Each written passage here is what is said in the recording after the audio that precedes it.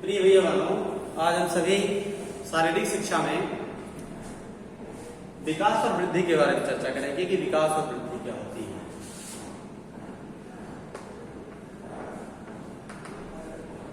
विकास और वृद्धि की जब हम चर्चा करते हैं तो सामान्यतः लोग ये देखते हैं कि साधारण बोलचाल की भाषा में कि वृद्धि और विकास या पोषण इत्यादि शब्दों का प्रयोग जैसे समानार्थी शब्दों में करते हैं, समानार्थक रूप में करते हैं। हालांकि ये उचित नहीं है, सही नहीं है। आप देखते हैं कि वे धारणाएं एक दूसरे के साथ घनिष्ठ रूप से जुड़ी हुई है, यद्यपि इनमें काफी अंतर भी होता है। वृद्धि और विकास दोनों इतने घनिष्ठ रूप से जुड़े हुए हैं कि इनमें अंतर करना कठिन हो जाता है। सामान्य अर्थ में वृद्धि का जो अर्थ होता है, तो वृद्धि का अर्थ आप देखेंगे यहां से कि वृद्धि की को हम जैसे किसी भी शरीर का या शारीरिक रूप में यदि देखें तो बढ़ना या फैलना कहते हैं। वृद्धि का मतलब होता है बढ़ना या फैलना, बढ़ना या फैलना। और विकास को हम यदि देखें तो विकास न केवल शारीरिक या मानसिक गुणों में परिवर्तन लाना वरन संवेगात्मक या सामाजिक रूप से या प्रगतिशील या गुणात्मक परिवर्तन भी लाता है। जैसे ये सब सारी चीजें वातावरण पर आधारित होती हैं। हम वृद्धि से संबंधित कुछ चीजों को देखेंगे। सबसे पहले आते हैं कि वृद्धि क्या होती है।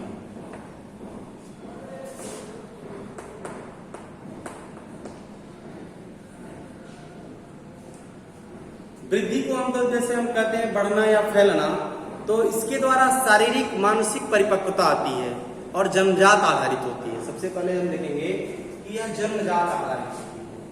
वृद्धि जो होती है जन्मजात आधारित होती है और इसमें परिपक्वता आती है। क्या आती है? परिपक्वता आती है शारीरिक और मानसिक रूप से। शारीरिक अंगों की बढ़ोतरी, शारीरिक अंग वृद्धि में क्या होता है, जैसे धीरे धीरे बच्चा बड़ा हुआ तो इसमें क्या होता है, शारीरिक अंग भी क्या होते हैं, शारीरिक अंगों में बढ़ोतरी होती है,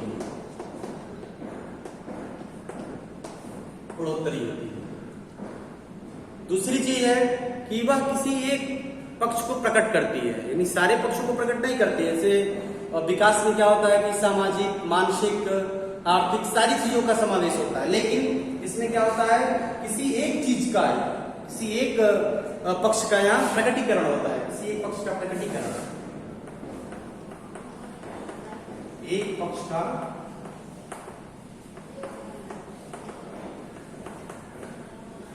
प्रकटीकरण होता है। चौथी चीज जो होती है यह व्यक्तिगत भेदों पर आधारित होती है, यानी हर व्यक्ति में, जैसे आप विकास में देखेंगे तो कुछ चीजें समान रूप से किन्हीं दो व्यक्तियों में समान रूप से मिल सकती है, लेकिन इसमें क्या होगा कि यह व्यक्तिगत तौर पे इसमें भिन्नता होती है। जैसे कि मान लीजिए कोई व्यक्ति बड़ा है, किसी व्यक्ति की वृद्धि थोड़ी ज्यादा हुई तो अधिक लंबा हो गया, किसी व्यक्ति की वृद्धि कम हुई तो अधिक थोड़ा सा उससे छोटा हो गया। तो यह व्यक्तिगत भेदों पर आधारित होता है कि वह किस प्रकार से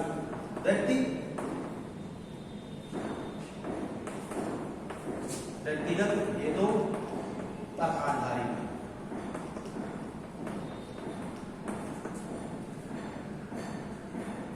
अब यह प्रौढ़ावस्था पर रुक जाती है। जो वृद्धि होती है एक समय के बाद, जैसे आप हमेशा लंबे नहीं होंगे, एक समय के आपकी वृद्धि क्या होगी, रुक जाएगी। आप लंबे होना वहां से बंद हो, आपके शरीर के अंगों का जो विकास होगा, जो वृद्धि होगी, वह वृद्धि क्या हो जाएगी, रुक जाएगी।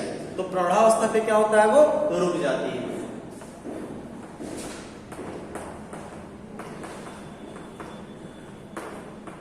प्रौढ़ावस्था पर रुक जाना, इस प्रकार से वृद्धि को हम आइडेंटिफाई कर सकते हैं, हम इसको निकाल सकते हैं। अगला जो आता है इसमें हम देखेंगे विकास।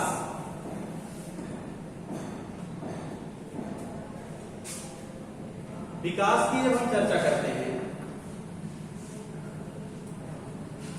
तो तो विकास में हम देखते हैं कि जीवन पर्यंत चलने वाली प्रक्रिया, यानी विकास हमेशा चलती रहती है। विकास के अंतर्गत शरीर में होने वाले गुणात्मक परिवर्तन आते हैं, जैसे कि बड़े होने के साथ शिशु की हड्डियों की वृद्धि होती चलती है तथा उसमें कठोरता और मजबूती आती है, उसे ही विकास कहा जाता है। कठोरता और मजबूती जब आती है तो उसको हम विकसित स्वरूप कहते हैं उसका। दूसरी चीज कि यदि विकास से संबंधित हम देखें तो कुछ और भी गुणों को समावेशित कर सकते हैं। जैसे विकास न केवल शारीरिक मानसिक गुणों में परिवर्तन लाता है, या केवल मानसिक और शारीरिक, जैसे कि हमने बताया आपको कि व्यक्तिगत भेदों पर आधारित होता है, उसका वृद्धि होती है, वो लंबा होता है, कोई व्यक्ति छोटा होता है और ये प्रौढ़ावस्था पर रुक जाता है। लेकिन विकास में ऐसा नहीं होता, ये हमेशा चलने वाली प्रक्रिया है। और इसमें क्या होता है, संवेगात्मक, यानी उसके अंदर संवेदना आती है व्यक्ति के अंदर, सामाजिक एवं या प्रगतिशील गुणों का विकास होता है, यानी संवेगात्मक और सामाजिक विकास में इसमें जुड़ा हुआ है। संवेगात्मक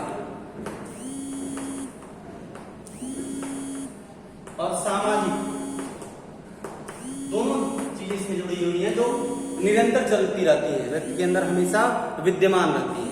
और ये हमेशा वातावरण पर आधारित होता है, यानी वातावरण कैसा है उस प्रकार से उसका विकास होता है, यानी वातावरण पर आधारित।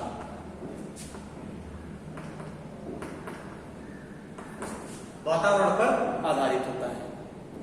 दूसरा है कि विकास जो होता है वो सर्वांगीण होता है, मतलब उसमें सामाजिक, मानसिक, बौद्धिक, चारित्रिक, यानी सर्वांगीण विकास होता है। इसमें किसी एक पक्ष का विकास नहीं होता है, सर्वांगीण विकास। जैसे इसमें हमने कहा कि इसमें हमेशा किसी एक पक्ष का प्रकटीकरण होता है, किसी एक पक्ष के बढ़ने की प्रक्रिया होती है, लेकिन इसमें सभी गुणों का विकास होता है, सामाजिक, राजनैतिक और चारित्रिक, सांवेगिक, सारे विकास इसमें समाहित होते हैं। विकास कुछ परिवर्तन का भी योग होता है, जैसे विकास कुछ परिवर्तन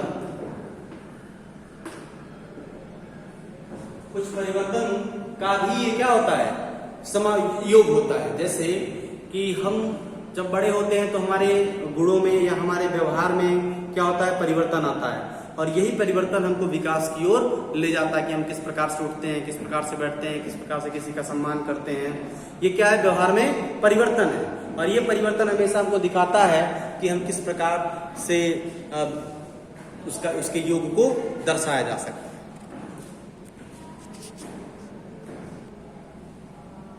इसके बाद आता है अगला सेगमेंट इसमें कि इसके प्रतिमानों में हमेशा समानता होती है, यानी विकास के प्रतिमानों में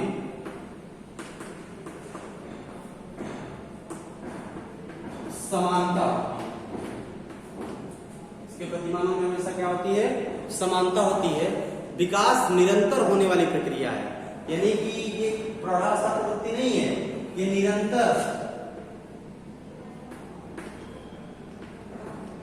चलने वाली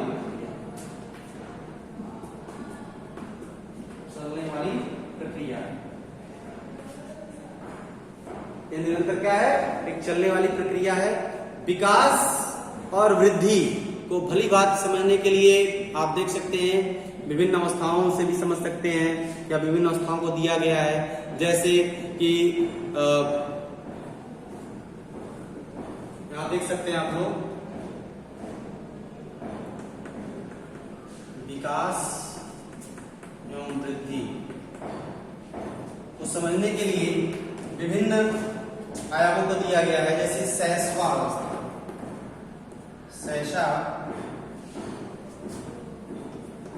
शैशवावस्था मतलब जो छोटे बालक होते हैं या छोटा जो स्वरूप होता है किसी व्यक्ति का, उसको कहते हैं शैशवावस्था। फिर आता है बाल्यावस्था, किशोरावस्था, युवावस्था।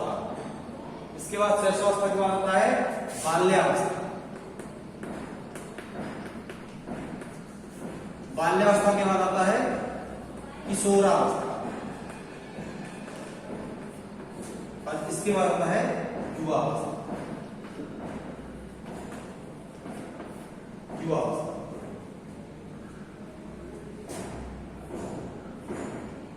युवावस्था, इसको हम विभिन्न प्रकार से देख सकते हैं कि या विभाजित कर सकते हैं कि वृद्धि एवं विकास को भली बात समझने के लिए अवस्थाएं दी गई हैं कि किस प्रकार से इसको वृद्धि एवं विकास का जो आधार भी हो, आधार कुछ मुख्य आधार होते हैं, जैसे कि शरीर के अंगों की सफाई, त्वचा की सफाई, बालों, कानों, नाखूनों, दांत, आंख एवं आंख की सफाई।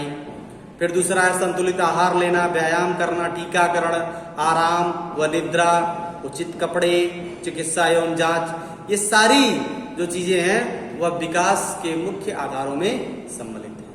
अब अगले दिन हम लोग विकास और वृद्धि में अंतर को स्पष्ट करेंगे। धन्यवाद।